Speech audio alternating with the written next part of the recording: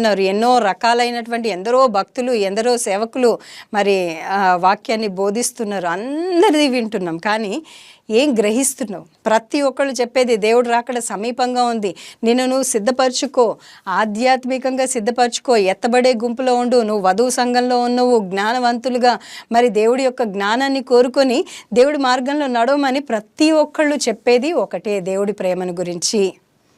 మరి బైబిల్ అంతా కూడా కేవలము దేవుని యొక్క ప్రేమను గురించి మాత్రమే ఉంటుంది. ఆ ప్రేమను నువ్వు గ్రహించినట్లయితే, ఆ ప్రేమను నువ్వు అనుభవించినట్లయితే, ఆ ప్రేమను నువ్వు అర్థం చేసుకున్నట్లయితే, మరి నీకు ఈ మాట చెప్పాల్సిన అవసరమే లేదు కదా. నీకు ఈ మాట చెప్పాల్సిన అవసరమే లేదు. ఎందుకంటే ఈ ప్రేమను అర్థం చేసుకోవట్లేదంట. వాళ్ళు వినుట మటుకు వింటున్నారు, కానీ దేవుడి ప్రేమను అర్థం చేసుకోవట్లేదు.